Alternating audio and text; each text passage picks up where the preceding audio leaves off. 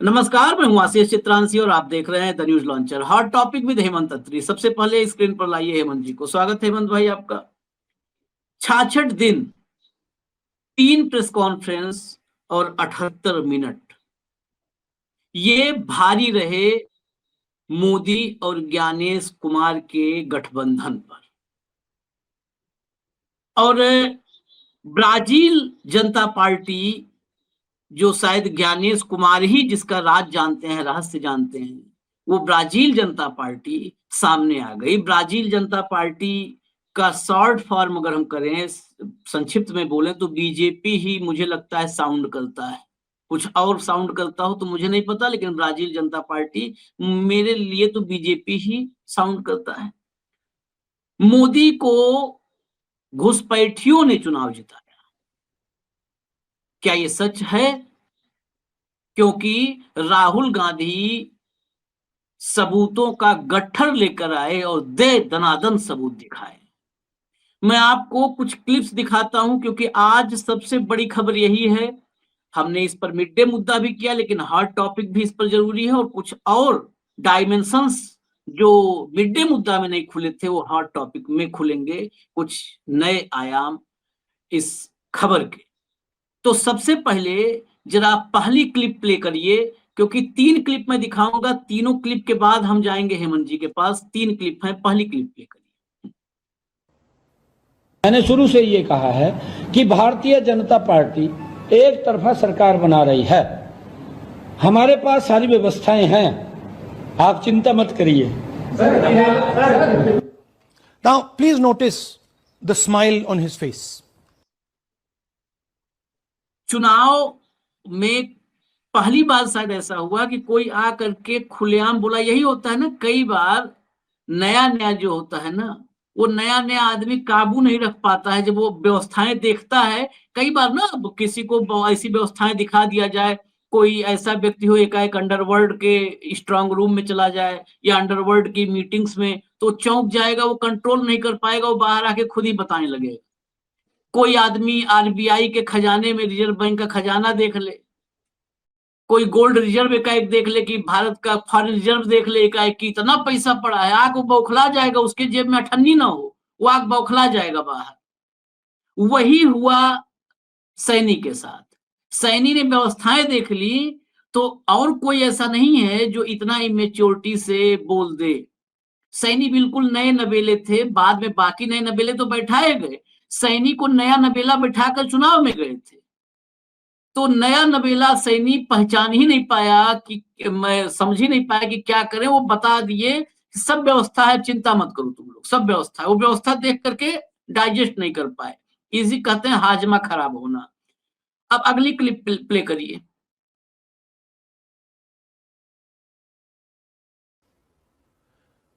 ये देखिए ज्ञानेश जी का ज्ञान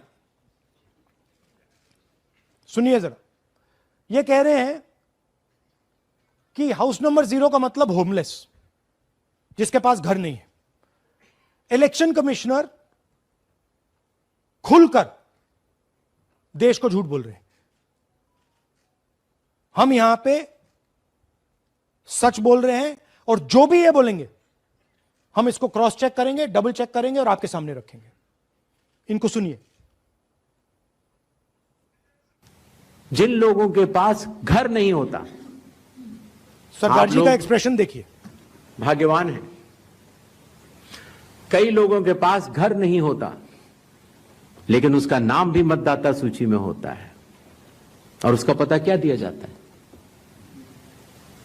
उसका पता वो जगह दी जाती है जहां वो व्यक्ति रात को सोने आता है, कई बार सड़क के किनारे, कई बार पुल के नीचे, या कई बार लैंप पोस्ट के किनारे। तो ये देखिए जिन हाउस नंबर 0। और ये एक उदाहरण है, हमारे पास बहुत सारे उदाहरण हैं।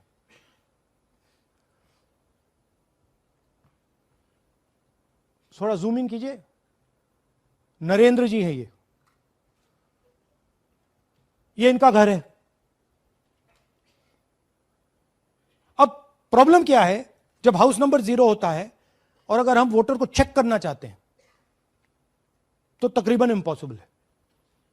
हमने इनके गांव में किसी को भेजा, लोगों को भेजा, फोटो से वेरीफाई करना पड़ता है, ढूंढ कर ये है।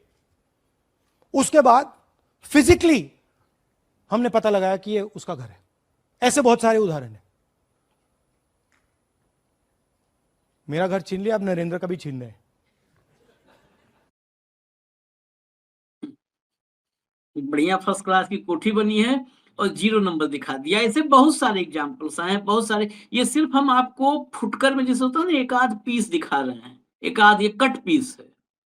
अभी थान, राहुल गांधी ने आज पूरा थान खोल दिया था, उसी थान में से कटे हुए हम कपड़ों कतरन आपको दिखा रहे हैं, बस सबूत के तौर पर।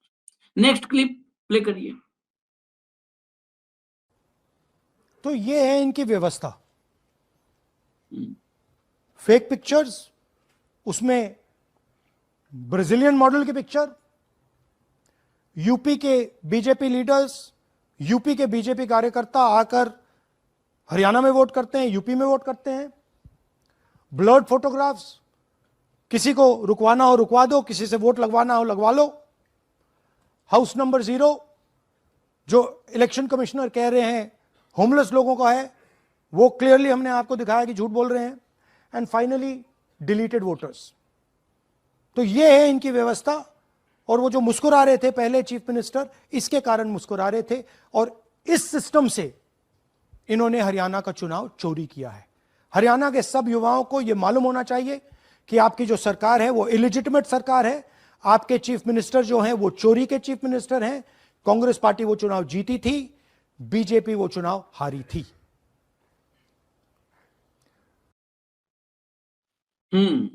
व्यवस्था आपने देख लिया। हमने घुसपैठिया एक लाइन लिखा है, थंब में लिखा है कि मोदी को घुसपैठियों ने जिताया। ये उसका प्रमाण था। ब्राजील की मॉडल 10 बूथ पे 22 वोट। उत्तर प्रदेश के मुखिया, सरपंच, प्रधान, उनके रिश्तेदार, मंत्री के साथ जिनकी फोटो है, उत्तर प्रदेश जो हरियाणा से लगा इलाका है, वो हरियाणा में जाकर के मतदान किए। घुसपैठ इसको कहते हैं। शायद घुसपैठ लिखना और घुसपैठ समझना दोनों बाकी है भाजपाइयों के लिए। घुसपैठ समझना होगा कि क्या है। ये चुनावी प्रक्रिया में घुसपैठ है, ये लोकतांत्रिक व्यवस्था में घुसपैठ है, ये संविधान के पवित्रता में घुसपैठ है। और इससे बड़ी घुसपैठ और कोई हो ही नहीं सकती है। शायद ही दुनिया के किसी देश में इतनी बड़ी घुसपैठ हुई हो, क्योंकि इस घुसपैठ के बाद देश का जो ढांचा है, लोकतांत्रिक ढांचा, वही ध्वस्त हो जाता है अगर ऐसी घुसपैठ होती है। बाकी घुसपैठ से क्या होता है? अगर घुसपैठिया नापाक मंसूबे लेकर के आया है तो कुछ इलाकों में तबाही लाता है, जान माल तबाह कर सकता है। अगर घुसपैठिए के मंसूबे अगर नापाक नहीं है, वो अपने आप को बचाने आया है, तो कहीं 2 रोटी का जुगाड़ करेगा, अवैध तरीके से घुस के हमारे बीच में रहेगा, कुछ भी करके हमारे आपके हक का 2-4 पैसा कमा करके अपना पेट पाले। यही 2 चीज मुमकिन है घुसपैठ में। नापाक मंसूबा है, अगर नापाक मंसूबा नहीं है, यही 2 चीज मुमकिन है। लेकिन ये घुसपैठ पूरे एक राज्य या पूरे देश के कंप्लीट सिस्टम को कोलैप्स करवाता है। कंप्लीट। इससे ज्यादा नुकसान कोई नहीं, क्योंकि ये लोकतंत्र की तबाही लाता है, जनादेश को दफन कर देता है ये घुसपैठ। हम चलते हैं हेमंत भाई के पास, लेकिन आपको अभी आगे कॉमेडी शो के कुछ सुनाएंगे। वो comedy show Bharatiya Janata party की देर से हुई प्रेस कॉन्फ्रेंस, क्योंकि वहां पर शब्दों के साथ जो है आंख मिचौली होती है, फिर खेल कूद होता है, और फिर वही अपनी पुरानी बेशर्मी झोले से निकाली जाती है और फिर कैमरे के सामने लाया जाता है उसको कि राहुल गांधी बहाना। अरे तुमको बताओ ना, ये ब्राजील की मॉडल कैसे आई ये बताओ, उत्तर प्रदेश वाले कैसे गए ये बताओ, सैनिकों की व्यवस्था क्या थी ये बताओ, एक घर में 501 मतदाता कैसे थे ये बताओ, एक महिला 223 बार, एक महिला के फोटो पर 223 मतदाता कैसे रजिस्टर हुए 2 बूथों पर ये बताओ। फैक्ट्स की बात करो ना,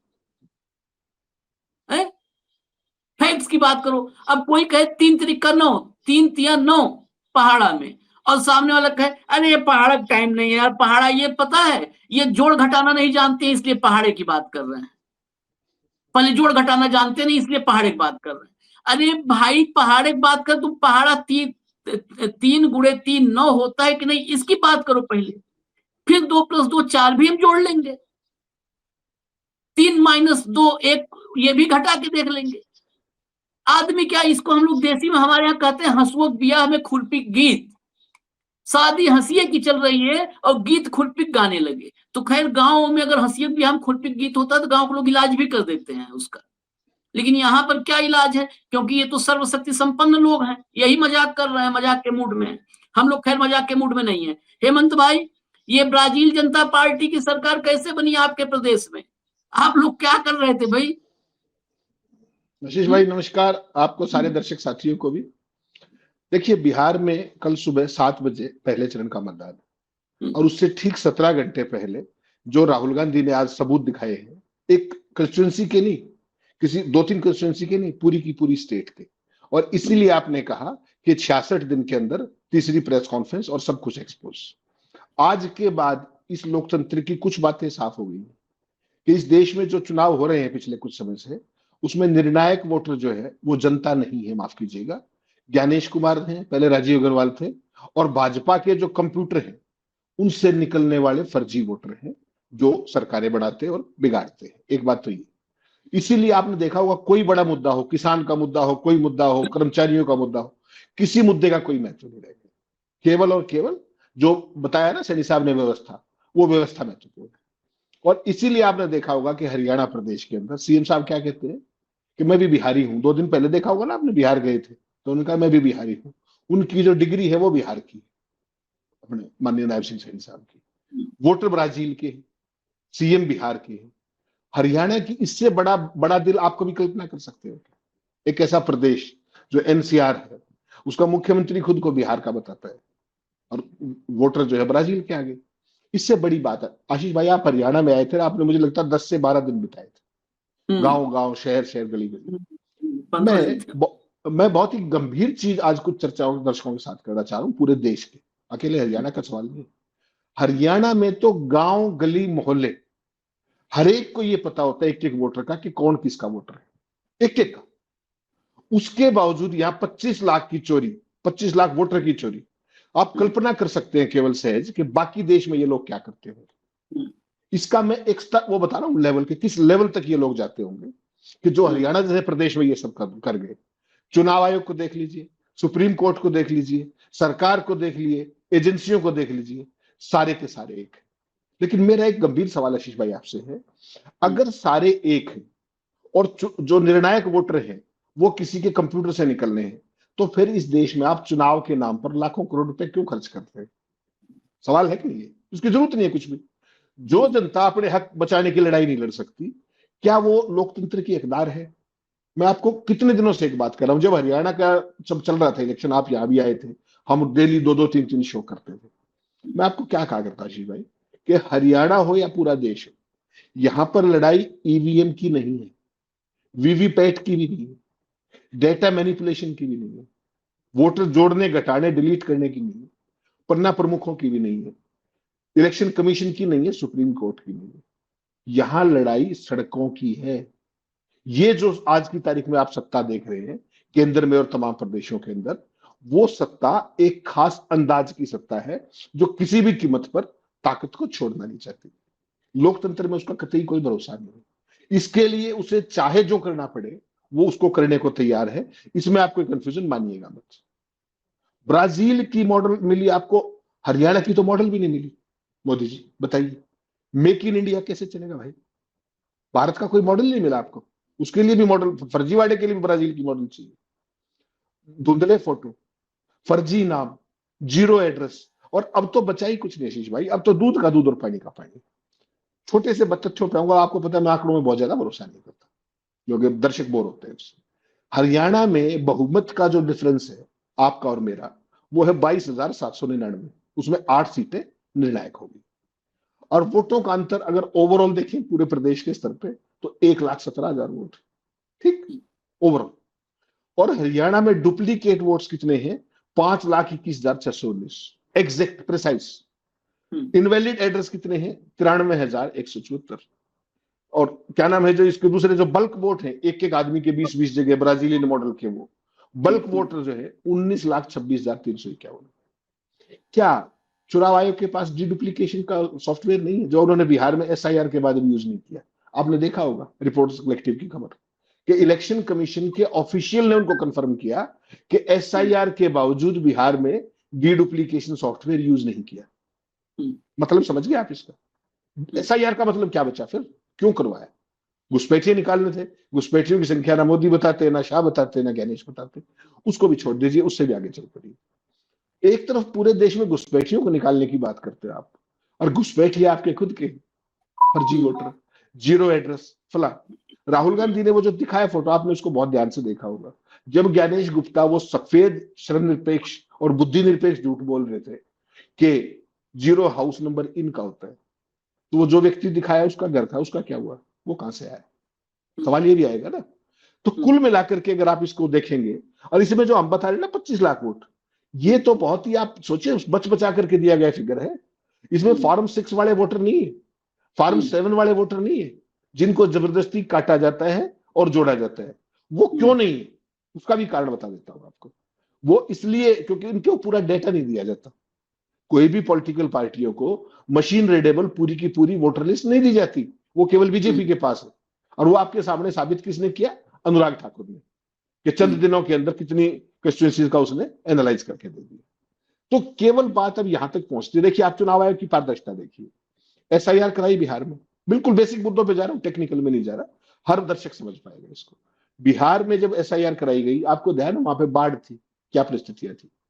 उसके बाद चिट्ठी निकाली गई कि हर वोटर को, जो भी उसके दायरे में आते हैं एसआईआर के दायरे में, उसको अपने ये कागजात देने पड़ेंगे माइनस आधार। ठीक। अब 12 राज्यों के लिए जो सेकंड राउंड का एसआईआर हो रहा है, उसमें ज्ञानेश गुप्ता ने क्या निकाला कि पहले डॉक्यूमेंट नहीं देने, पहले केवल इन्यूमरेशन फॉर्म भरना है, उसके बाद। ठीक। अब एक के घर में आपको पता है ईसीआई का रूल है कि अगर किसी भी घर के अंदर 10 से ज्यादा वोटर है, 10 से ज्यादा, तो उसकी ग्राउंड वेरिफिकेशन आप करेंगे। यहां तो 500 है, 65 है, 120 है। किसने ग्राउंड वेरिफिकेशन की? उस अधिकारी का नाम बता दीजिए। और ये ब्राजीलियन मॉडल का आपने देख लिया। अब मैं बेसिक सवालों पे आता हूं। आप पारदर्शिता की बात करते हैं, आपने कहा कि एसआईआर के दौरान किसी ने आपत्ति नहीं की बिहार के अंदर, ठीक है, यही कह रहे हैं ना। जब आप वोटिंग से 2 दिन पहले किसी को वोटर लिस्ट दोगे, यानी कि कल वोटिंग है बिहार में पहले राउंड की, और किसी को आज या किसी को कल वोटर लिस्ट मिली होगी, वो क्या मदद करेगा आपकी? बताइए, बताएंगे जरा, क्या मदद करने की स्थिति में? और ज्ञानेश गुप्ता के कुतर्क देख लीजिए, वो क्या कहते हैं। छोड़ दीजिए उस बात को, वोटर लिस्ट नहीं दिखाएंगे, मशीन रीडेबल भी नहीं देंगे आपको। उससे आगे चल पड़िए। आपको शक हुआ वोटिंग परसेंटेज पे कि 5 बजे के बाद इतनी वोटिंग नहीं हुई, आपने सीसीटीवी की फुटेज मांगी, रातों रात कानून बना दिया कि सीसीटीवी की फुटेज नहीं दी जाएगी। उसका कुतर्क क्या दिया कि बहन बेटियों की वोट डालती की फोटो नहीं दे सकते। तो ऐसी दुर्दांत प्रतिभा इस देश की चीफ इलेक्शन कमिश्नर। आप ट्रांसपेरेंसी की बात करते हैं, और आज जो किरण रिजिजू ने तो जो हदें पार की है, उसकी तो महज कल्पना कर सकते हैं आशीष भाई, महज कल्पना। हालांकि आपने इंट्रो में उसका इशारा किया, और बेहतर होगा उस पर तभी टिप्पणी करें जब वो दर्शकों को सुनवा भी दे। लेकिन अपने आप में जो ये सारे का सारा चुनाव का जो कार्यक्रम है, इसके देश के अंदर, पूरे प्रदेशों के अंदर, हरियाणा जैसे प्रदेश में अगर ये इस तरह की चीजें कर सकते हैं, तो फिर आप सोचिए क्या होगा। बेसिकली आप इसको ये मत मानिएगा जो राहुल गांधी कहते हैं कि वोट चोरी, फलाना चोरी ना। ज्ञानेश गुप्ता जो कुछ ये कर रहे हैं ना, ये वोट या सरकारी चोरी नहीं है आशीष भाई, ये पूरे लोकतंत्र पर डकैती है, पूरे के पूरे लोकतंत्र पर डकैती है। और लोकतंत्र का मुखौटा अगर ये उतार दें और मैदान में आ जाए, तो इनको भी समझ में आ जाएगा, बीजेपी को, जो इनका अश्वमेघ रथ चल रहा है ना 2014 के बाद, कहीं रुक ही नहीं रहा। किसान आंदोलन हो जाए, कर्मचारी आंदोलन हो जाए, किसी का कुछ हो जाए, नोटबंदी कर दो, कोविड के अंदर मिसमैनेजमेंट कर दो, जो मर्जी आए नरक कर दो, आप सरकार आपकी आएगी, बड़े हुए मार्जिन से आएगी। इसकी टेक्नोलॉजी ये है, जिसकी मैं और आप, जब हरियाणा का रिजल्ट आया था उस दिन शायद हमने 3-4 शो किए थे, और उसमें गजब देखिए, हरियाणा हो या कोई प्रदेश, हरियाणा का तो स्पेसिफिक मेरे पास 66 के बाद का उदाहरण है प्रूफ के साथ। 1 नवंबर 1966 को हरियाणा बना था आशीष भाई, आज 2025 है, ठीक, 34 और 25 59 साल हो गए। हरियाणा का एक ट्रैक रिकॉर्ड रहा है, कभी भी खोल के देखिएगा, कि जो पार्टी वोट उसमें जीतेगी पोस्टल बैलेट के अंदर, वही पार्टी सरकार में आती। हरियाणा में अभी का डेटा ले लीजिए, 2024 का जो चुनाव हुआ विधानसभा का, पोस्टल बैलेट में हरियाणा में कांग्रेस 73 सीटों पे लीड की, 73 पे, और बीजेपी कितने पे की है? मात्र 17 पे। और सरकार किसकी है? बीजेपी की। इसके अलावा कुछ कहने को बचा क्या? इतने सबूत, इतने तथ्य, इतने साक्ष्य, और उसके बाद ये लोग क्या कह रहे हैं, जरा वो भी सुनवा दीजिए दर्शकों।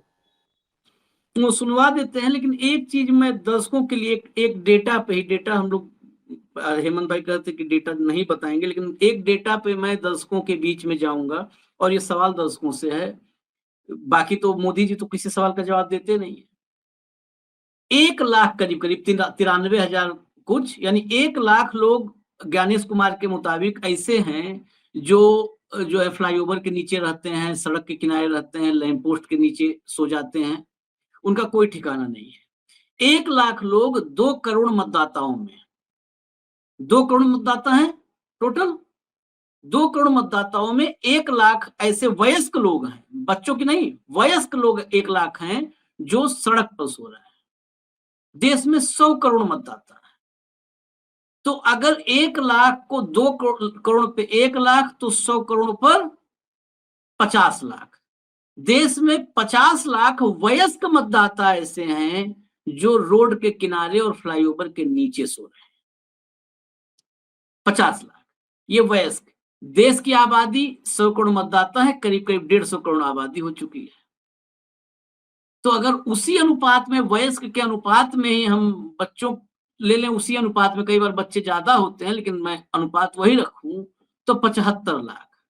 जिस देश में 75 लाख लोगों के सिर पर छत नहीं है, उस देश का प्रधानमंत्री ये कहता है कि हम छत ही छत बना रहे हैं।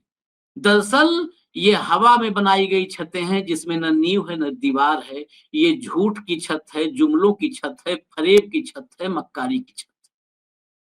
मैं ये आंकड़े, जिसमें कंक्लूजन पर जो डाटा पे आया हूं, ये मैं अभी, जब ये आंकड़े पे अभी हेमंत जी कहे कि 93,000 इतने संख्या है, उसके बाद ही मैंने कैलकुलेट किया कि आप कल्पना कीजिए, इस देश में, जिस देश में 11 साल से एक व्यक्ति विश्वगुरु देश को बना रहा है, और 75 लाख लोग उस देश के दिन भर काम करने के बाद क्या काम करते होंगे, जो रात में आके सड़क किनारे कहीं भी सो जाएं, ऐसे व्यक्ति को देश पर शासन करने का क्या हक है, क्या अधिकार है, ये आप बताइएगा।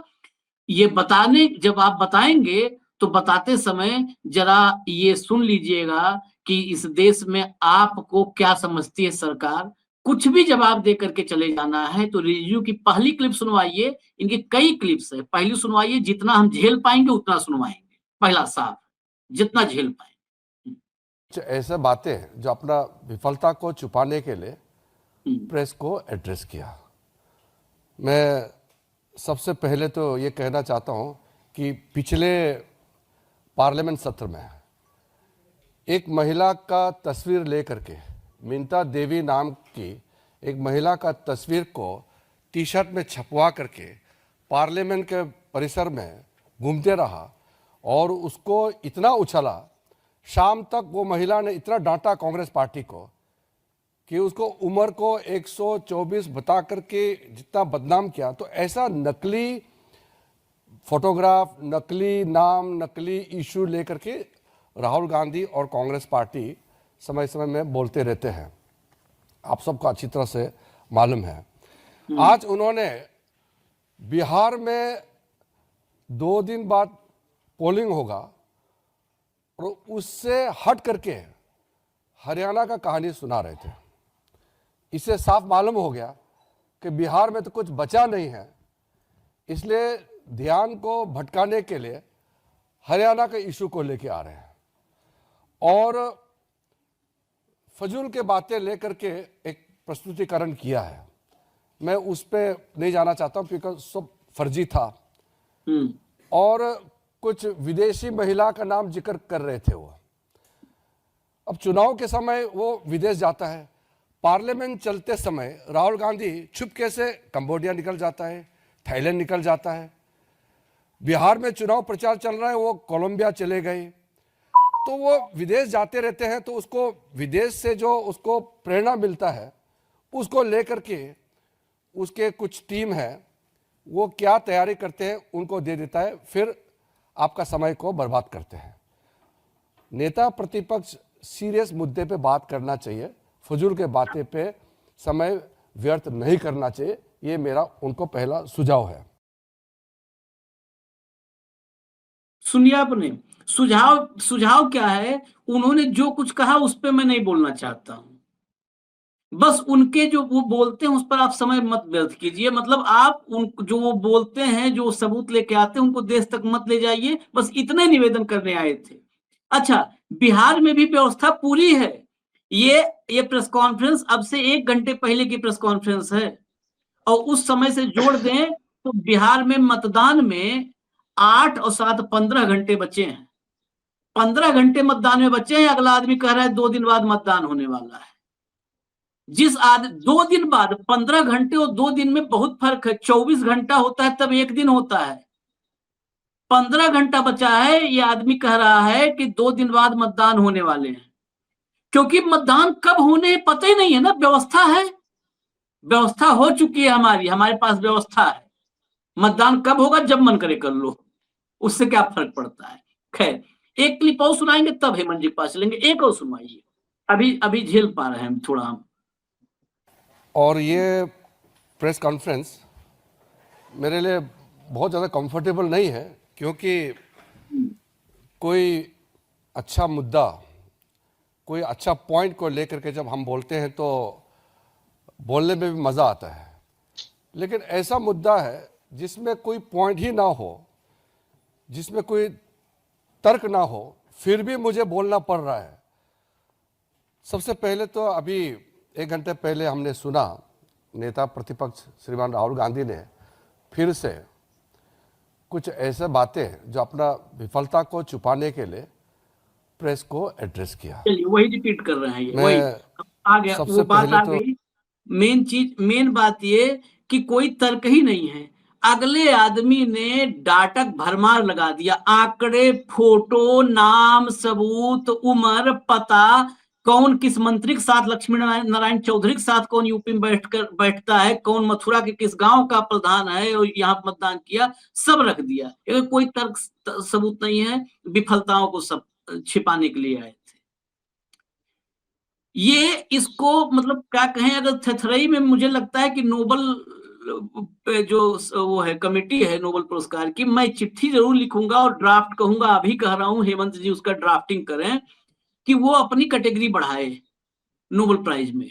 थथरई पर अब एक नोबल दे, थथरई पर नोबल होना चाहिए, बेशर्मी होना चाहिए, पाखंड पर होना चाहिए। हेमंत भाई एक क्लिप और सुनवा देते हैं, तभी अब आपसे हम पूछे। एक क्लिप अभी झेलने लायक है। बार बार राहुल गांधी बोलते हैं वो एटम बम फूटने वाला है। इनका एटम बम कभी फटता क्यों नहीं है?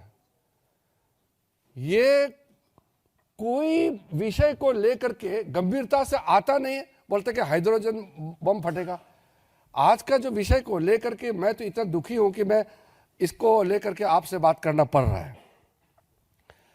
हरियाणा में चुनाव चल रहा था, उनके वरिष्ठ नेता कुमारी शैलजा ने उसी समय कहा कि हरियाणा में कांग्रेस जीत नहीं पाएंगे, क्योंकि हरियाणा के कांग्रेस के नेता ही हराना चाहते हैं।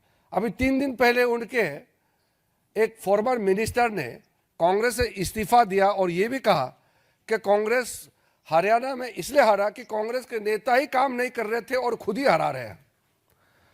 और फिर कांग्रेस के जो वहां के प्रदेश अध्यक्ष, उनका नाम है राव नरेंद्र सिंह, उन्होंने कहा कि वहां तालमेल ही नहीं है ग्रास रूट में कांग्रेस पार्टी का, कैसे जीत सकते हैं?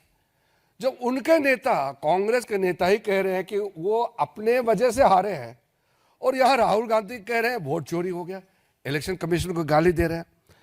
इस तरीके के आप बात करेंगे तो कौन विश्वास करेंगे? बार बार चुनाव हारने का बाद भी सबक नहीं सीखते हैं।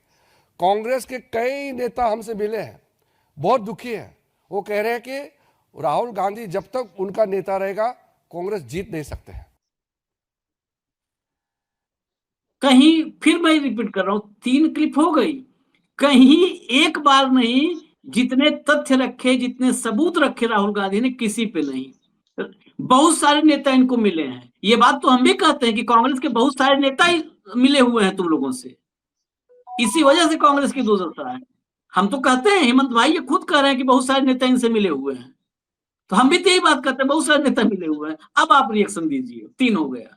आशीष भाई देखिए, एक छोटी सी बात समझ लीजिए, जो व्यक्ति 1 क्विंटल सबूत जो मंच पे रखे हुए थे, 1 क्विंटल होंगे मेरे ख्याल, ज्यादा ही होगा उनका, मतलब ज्यादा 25 लाख नाम है भाई।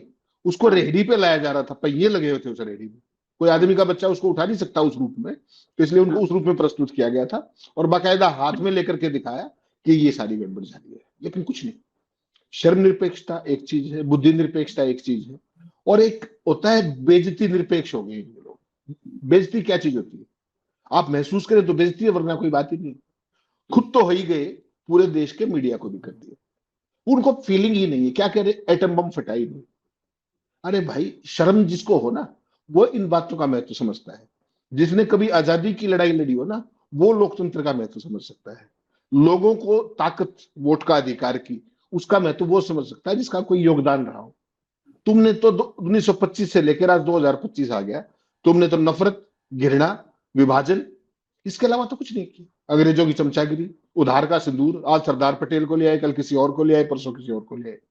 सवाल आशीष भाई इससे बड़ा है, ये तो बहुत छोटे मोहरे हैं। इस मुद्दे पर आप एक सवाल, मतलब राहुल गांधी कहां जाते हैं, ये रिजू जी का सवाल है क्या? कब जाते हैं, ये उनका सवाल है क्या? इनको क्या परेशानी है?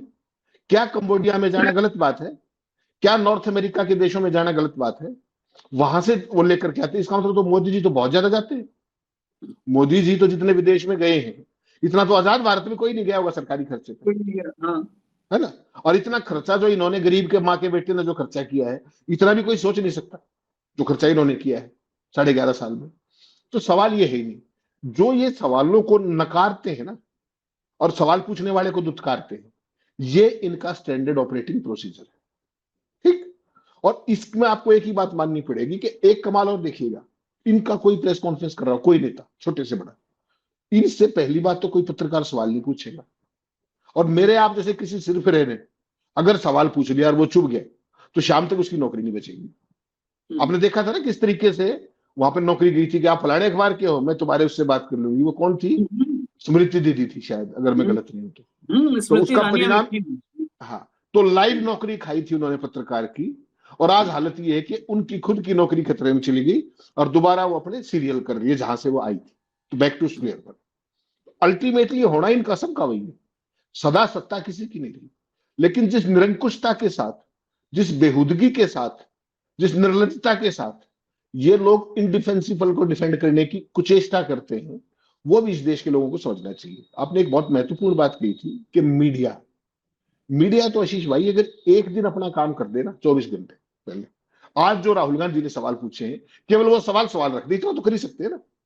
राहुल गांधी के सवाल रख दे बस, जो आपके पॉमेरियन है, केवल वो सवाल रख दे। मैंने आपको शुरू में क्या कहा कि 17 घंटे इलेक्शन के बचे, और ये केंद्र का मंत्री कह रहा है कि अभी 2 दिन बचे हुए हैं। ये प्रचार भी कर रहा था वहां पे, बताइए। तो इन लोगों को उन बातों से कोई मतलब नहीं। मैं बिहार का हूं, मैं बिहारी हूं, मैं फला हूं, मैं ये हूं। बेसिकली मूल मुद्दे पर कोई नहीं आएगा कि तुमने वोट चोरी की या नहीं, एक। दूसरा, तुम्हारे यहां डुप्लीकेट वोट्स थे या नहीं, ठीक? गलत एड्रेस, 0 एड्रेस थे या नहीं। उसके बाद जो थे बाकी सारी चीजें, फार्म 6, फार्म 7 और वो जितनी भी चीजें थी, वो बल्क वोटर्स जो थे, किसी का कोई जवाब नहीं। राहुल गांधी कंबोडिया गए थे, इसका जवाब ये। कांग्रेस का नेता ये कह रहा था कि कांग्रेस में तालमेल नहीं है। कांग्रेस का पूर्व मंत्री ये कह, तुम्हारे क्या कह रहे हैं जना, बिहार में क्या कहा, किसी ने सुना आपने? 65,000 करोड़ का घपला किया है नगर सेठ ने। नगर सेठ क्या, वो तो राष्ट्र सेठ। क्या कहा उसने कि जो पैदाइशी ईमानदार है नीतीश कुमार, पैदाइशी ईमानदार, और केंद्र तो ही, उनके साथ 25 साल का long term power purchase agreement किया है। 1 रुपया तो उनको पर एकड़ जमीन का लीज दिया है। वो जमीन है 200 करोड़ की, हजारों एकड़ जमीन। और जो बिहार की सरकार है, गरीब राज्य है, उसकी सरकार अडानी से 25 साल तक 6 रुपया 7.5 पैसा के हिसाब से पर यूनिट बिजली लेगी। ये ईमानदारी है? ये कोई पूछेगा इस आदमी से, रिजिजू से, कि तुम्हारी जो ईमानदार सरकार है जिसने कोई घपला नहीं किया, उसमें एक बिहार के चुनाव में ये इशू था? कितने अखबारों में दिखाएंगे, कितने चैनलों में दिखाएंगे? आर.के. सिंह को एरा गेरा नहीं है, होम सेक्रेटरी रहा इस देश का, मोदी जी का केंद्रीय मंत्री रहा है, बिजली मंत्री। उसके जवाब देने की बजाय राहुल गांधी कंबोडिया चले गए। कर लीजिए आप क्या करेंगे। तो ये इस देश के लोगों को समझना पड़ेगा भाई। और मैं फिर वही बात कह रहा हूं, ये वो लड़ाई नहीं है जिसको राहुल गांधी कह रहे और कह रहे। सिंपल सी दो बात है, ये सड़कों की लड़ाई है, सड़क पे लड़नी पड़ेगी। कल रात को मैं और आप चर्चा कर रहे थे, बंगाल में दिखाया कल ममता बनर्जी ने, इससे पहले स्टालिन का हमने जिक्र किया, उससे पहले महाराष्ट्र में आपने वो जन सैलाब देखा सड़कों के ऊपर। ठीक, इसका इलाज वो है, आज कर लो, बाद में जब सब कुछ लुट जाएगा तब कर लीजिएगा। चॉइस जनता की है, लोकतंत्र के वो लायक है या नहीं हम भारतीय, ये प्रदेश देश और प्रदेश के लोगों को तय करना है। मैं और आप केवल उनको अवेयर कर सकते हैं, तथ्य बता सकते हैं, चीजों को पर्सपेक्टिव में रख सकते हैं। बिल्कुल सही बात है कि हम लोकतंत्र लायक हैं कि नहीं, यही समझना है। क्योंकि देखिए आज दुख देखिए कि प्रेस कॉन्फ्रेंस करते समय मैं दुखी हूं, ये प्रेस कॉन्फ्रेंस करनी पड़ रही है, ये करनी पड़ रही है। क्योंकि वो सवाल बताइए, वो आदमी खुद ही कह रहा है कि दुखी हूं, मैं असहज हूं, ये भी बोला असहज हूं। क्योंकि उतने वो जो है ना, वो एटम बम, हाइड्रोजन बम, उसके धुएं से असहज हैं। इस देश की जनता अगर उस एक बार उस कंपन से जग जाए, जो होता है ना हमेशा, एक कोई भी एटम बम हाइड्रोजन बम के परीक्षण के बाद जो कंपन पैदा होती है धरती में, उस कंपन से अगर जग जाए इस देश की जनता, तो ये सब के सब एकदम जैसे काला जादू जैसे गायब हो जाएंगे, पक्का गायब हो जाएंगे।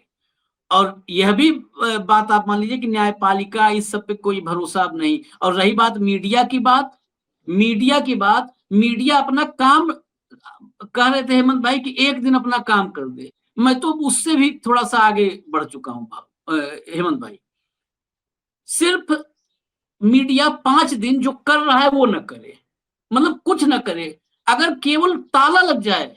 क्योंकि ये बेसिकली क्या प्रोपेगेंडा मशीनरी है ना, ये फॉगिंग करता रहता है दिन भर, वो झूठ का धुंध बना देता है, फॉगिंग होता है पूरा धुंध हो जाता है, वो झूठ का, अफवाह का, प्रपंच का फॉग बना देता है, विजिबिलिटी खत्म हो जाती है, सच दिखता नहीं लोगों को। बस केवल ये बंद हो जाए, इन पर तालाबंदी कर दो 5 दिन, कुछ नहीं करना है इनको, काम नहीं, ये पत्रकारिता ही न करें, ये कुछ न करें, मतलब पत्रकारिता तो कर ही नहीं रहे, कुछ भी न करें। देखो 5 दिन में ये मोदी पोल न खोलें, सच न दिखावे, कुछ न करें, खाली तालाबंदी कर दें 5 दिन।